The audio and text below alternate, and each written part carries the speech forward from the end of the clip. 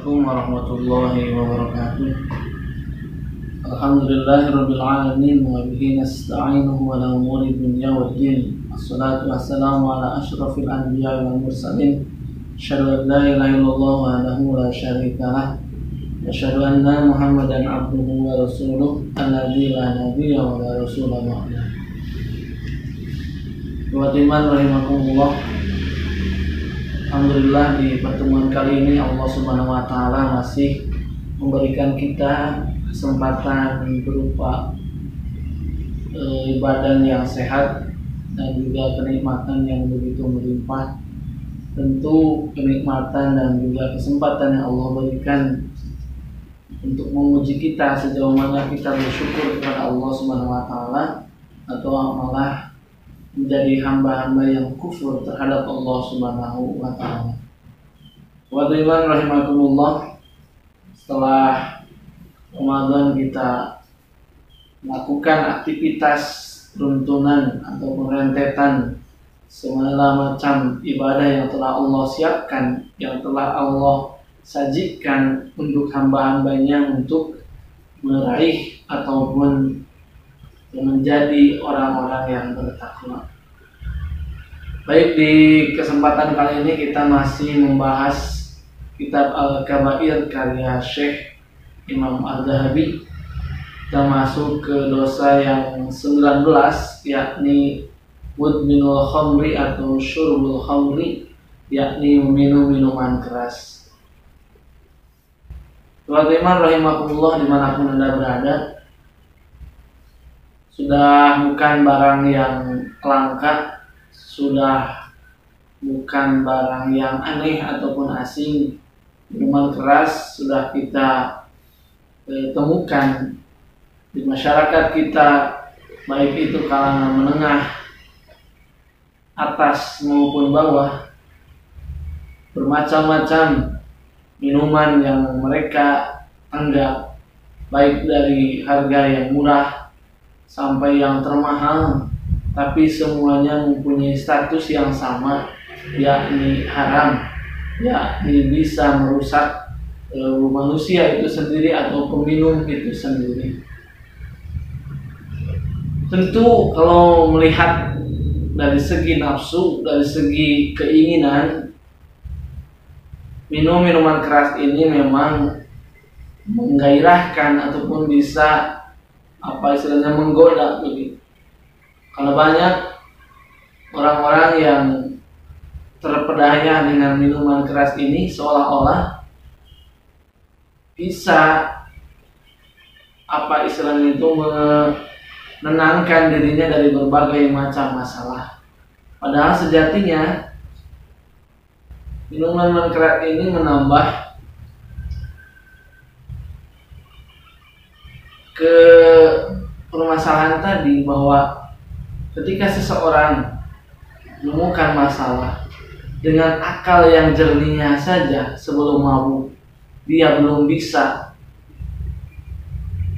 menyelesaikan masalahnya, apalagi ini dia sudah mabuk, akal pikirannya terganggu, terhalangi, maka bagaimana mungkin masalah itu bisa terselesaikan.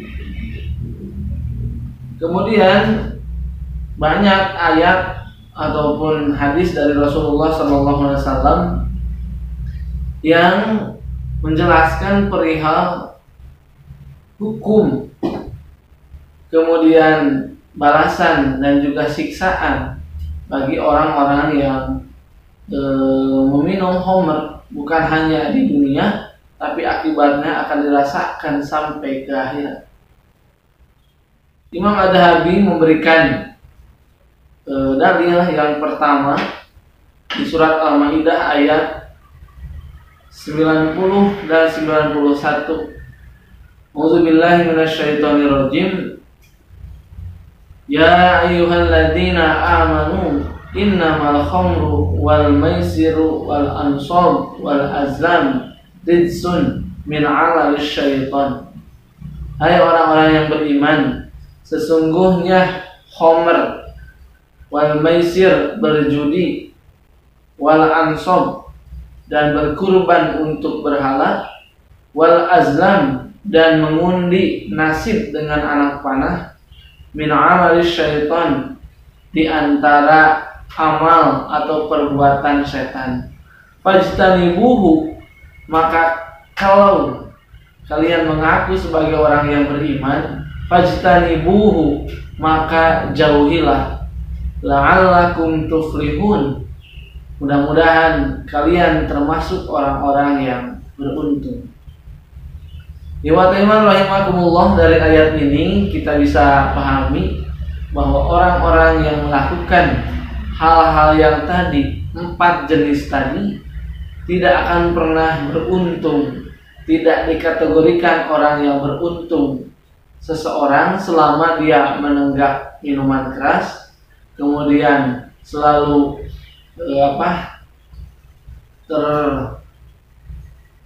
istilahnya itu, selama bergelut ataupun senantiasa dalam lingkungan judi, kemudian musyrik, menyembelih hewan ataupun mengorbankan sesuatu untuk patung-patung, wal azlam, dan juga mengundi nasib dengan anak panah, tidak dikategorikan orang yang beruntung. Keempat perbuatan ini merupakan contoh dari perbuatan setan, di mana setan ini tentu makhluk yang tidak ingin dekat dengan Allah Subhanahu wa taala, malah ingin menjerumuskan manusia dari jalan yang lurus kepada jalan yang tidak lurus, alias bengkok, alias jalan yang jauh dari Allah Subhanahu wa taala. Keempatnya tadi, dalam ayat selanjutnya disebutkan, innama yuridus syaiton, sesungguhnya setan itu motifnya, niatnya, ayyuqi'a bainakum, supaya kalian itu berada dalam al-adawata, permusuhan, wal baghdha'a, dan juga kebencian, kemurkaan, fil khamri wal maisir, dalam khamr dan perjudian, wa yasuddakum an dzikrillah, dan bisa menghalangi kalian an dzikrillah, dari zikir kepada Allah Subhanahu wa taala. Jadi perjudian, minuman keras, mengundi anak panah, dan juga menyembelih hewan untuk selain Allah Subhanahu wa taala bisa menghalangi orang dari zikir kepada Allah, terlebih khusus perjudian dan minuman keras. Wa anis sholat, dan sholat.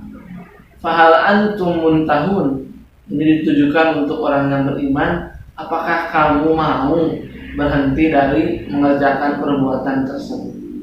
Jadi iman rahimakumullah, jelas sudah bahwa khamr, berjudi, menyembelih untuk selain Allah, dan juga mengundi anak panah, itu adalah pekerjaan setan, yang dimana setan itu menghendaki atau menginginkan manusia dengan manusia yang lain, khususnya orang yang beriman, saling bermusuhan.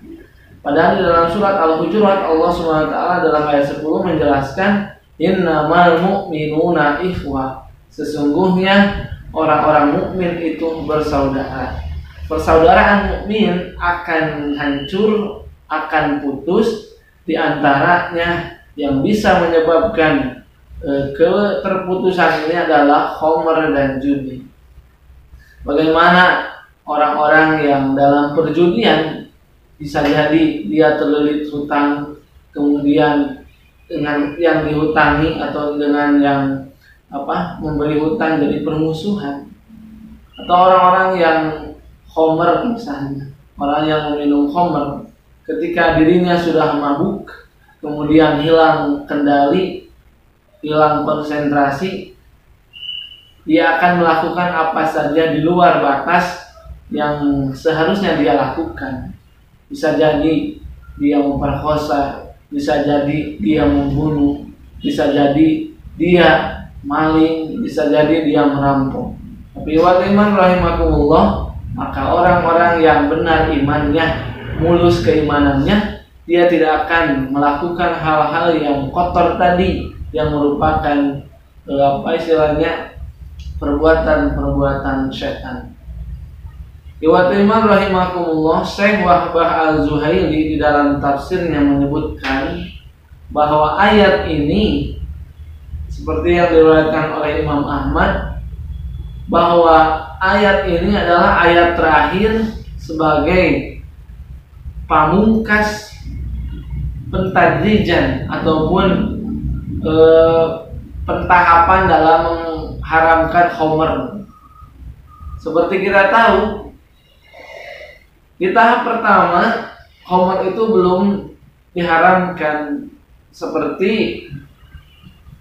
di dalam surat Al-Baqarah.